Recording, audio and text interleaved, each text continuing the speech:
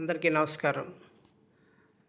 ఇది నేను చూపించే ఈ ఈ చార్టు 1860 సంవత్సరంలో బ్రిటిష్ ప్రభుత్వం ఈ వేంపడ అగ్రహారం ఏనాం గ్రామానికి సంబంధించి ఏనాం పేరు రిజిస్ట్రేషన్ చేశారు. అంటే ఇది దే దేవాలయానికి ఏనాం ఇచ్చినట్లు ఏనాం గ్రామంగా దీన్ని ప్రకటిస్తూ చేసిన ఏనాం పేరు రిజిస్ట్రేషన్ ఐఎఫ్ఆర్ కాపీ అంటారు. ఇది register number 5, register of inams in the village of Vempada Agraharam in the taluka of Gollapalli in the district of Krishna. అప్పట్లో గొల్లపల్లి, నూజివీడు అనేది రెండు కలిపే చెప్పేవారు అంట ఈ వాళ్ళ రికార్డుల ప్రకారం. అందుకనే నూజివీడు ఒకటి, గొల్లపల్లి ఒకటి అనేది పైన ఇది లేదు. అందుకనే నూజివీడు ఇక్కడ గొల్లపల్లి తాలూకా ఆఫ్ గొల్లపల్లి అనడానికి అదే కారణం అయి ఉంటుంది. ఎందుకంటే వాళ్ళ రికార్డుల్లో వాటిల్లో గొల్లపల్లి అనే వ్యవహరించేవారు. వీళ్ళు గొల్లపల్లి నుంచి నూజివీడు వెళ్ళి కోటలు కట్టుకుని అక్కడ ఇచ్చేసినా కానీ చాలా కాలం కరస్పాండెన్స్ ఇక్కడి నుంచే జరిగేదని నేను వేరే వాటిలో కూడా చూశాను నేను. అయితే ఇది వేంపడ అగ్రహారం ఏనాం గ్రామం మొత్తం 3356 ఎకరాలు 23 సెంట్లు అనుకుంటున్నాము. కానీ వీళ్ళు ఇక్కడ ఒక మేజర్ గ్రాంట్ రాశారు టెంపుల్కి. అంటే మేజర్ గ్రాంట్ ఒకటి చూపించారు. వీళ్ళు చూపించిన దాంట్లో ఆయకట్ అన్నారు. ఆయకట్ అనేది కాదు, ఇది గుడికట్టు అనాలని చెప్పి అనుకున్నాం ఇంతకుముందు. అంటే ఇది వేరే దాంట్లో మళ్ళీ గుడికట్టే అన్నారు. ఇక్కడ ఆయకట్ అంటే ఆల్రెడీ వ్యవసాయం చేసే భూమిని ఆయకట్ అంటారు. ఇది అట్లాంటిది కాదు, ఇది మెరక ఏరియా. ఇది ఆయకట్టు 100 కట్టీలు అన్నారు. 1697 ఎకరాలు చూపించారు. డిడక్ట్ పోరంబోక్ 87 కట్టీలు చూపించారు. 1476 ఎకరాల 39 సెంట్లు చూపించారు. దేవస్థానం ఏనాం చూపించారు. అంటే ఈ కింద ఉన్నాయి. ఇప్పుడు 1, 2, 3, 4, 5 ఇట్లా 6, 7, 8 మొత్తం 8 ఏనాములు ఇచ్చారు వీళ్ళు. ఆ 8 ఏనాములు కాకుండా కర్నూలు సర్వీస్ అని చెప్పి ఇంకోటి తీసినట్టున్నారు. అది మొత్తం 76 ఎకరాలు 36 సెంట్లు ఇచ్చారు. వీళ్ళకి ఒక్కొక్కరికి 8 ఎకరాలు 48 సెంట్లు కాడికి ఇచ్చుకుంటూ వెళ్ళారు. ఇవన్నీ ఒకే రోజు 1860 మార్చి 28వ తారీఖున రిజిస్టర్ చేశారు వీటిలో. ఇక్కడ ఇప్పుడు మనకి ఇక్కడ ఏం చెప్పుకున్నాం, మొత్తం 3300 ఎకరాలు ఉంటే 1697 ఎకరాలే చూపించారు. మిగతా దానికి ఏమీ లేదు. కానీ ఇందులో కూడా ఈ 1697 ఎకరాలు మేజర్ గ్రాంట్లో చూపించారు. ఓకే, బాగానే ఉంది. కానీ ఇందులో ఈ డిడక్ట్ పోరంబోక్ 1476 ఎకరాలు, ఏనామ్స్ 76 ఎకరాలు కలిపితే 1752 ఎకరాలు 70 సెంట్లు వచ్చింది కదా. దీన్ని 1697 ఎకరాల్లో తీసేస్తే 144 ఎకరాలు 20 సెంట్లు వచ్చింది. దీన్నే దేవుడికి రాసినట్టు చూపించారు. దీంట్లో డ్రై ఎంత ఉంది, వెట్ ఎంత ఉంది, మొత్తం ఇవన్నీ కూడా చెప్పారు. ఇంకా కల్టివేషన్ చేయని భూమి కూడా చూపించారు 59 ఎకరాలు.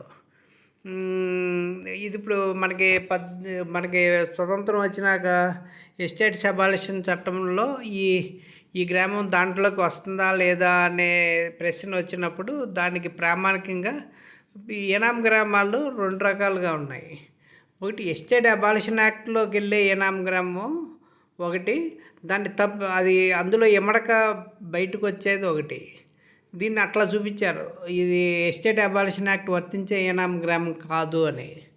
దానికి వాళ్ళు ఏం చెప్పేది ఏంటంటే, ఈ ఊరంతా దేవుడికి రాస్తే, ఇది ఊరంతా ఒకరికే రాస్తే, దేవుడు అని కాదు, ఇక్కడ టెంపుల్ ఏనాందారు ఉన్నారు కాబట్టి ఓకే, అసలు ఊరంతా టెంపుల్కే రాస్తే అప్పుడు అది ఏనాం అవుతుందంట, ఓల్డ్ విలేజ్ అవ్వాలంట.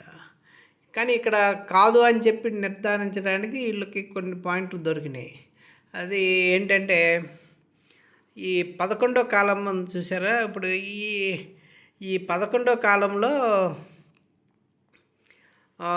ఇది by whom granted and in about what year other proofs this కాలం అంటాడు. ఇక్కడ ఇప్పుడు ఎవరైతే గ్రాంట్ ఇచ్చారో వాళ్ళ పేర్లు వస్తున్నారు. రిజిస్టర్ జగన్నాథ్ అప్పారావు అని రాశారు 1749 ఇక్కడ. ఇప్పుడు ఈ మైనర్ ఎనామ్స్ ఉన్నాయి కదా, ఈ 1, 2, 3 ఇట్లా అనుకున్నాం కదా. ఈ మైనర్ ఎనామ్స్లో ఇదే 11వ కాలంలో ఏం రాస్తున్నారంటే,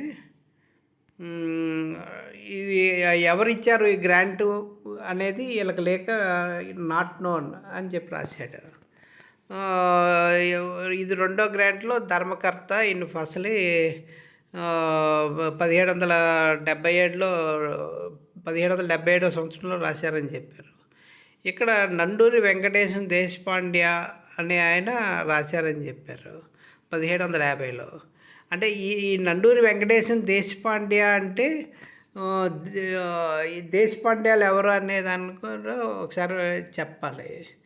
ఇప్పుడు ఈ బ్రిటిష్ వాళ్ళు మన ప్రాంతంలో 1765లో ఎంటర్ అయ్యారు.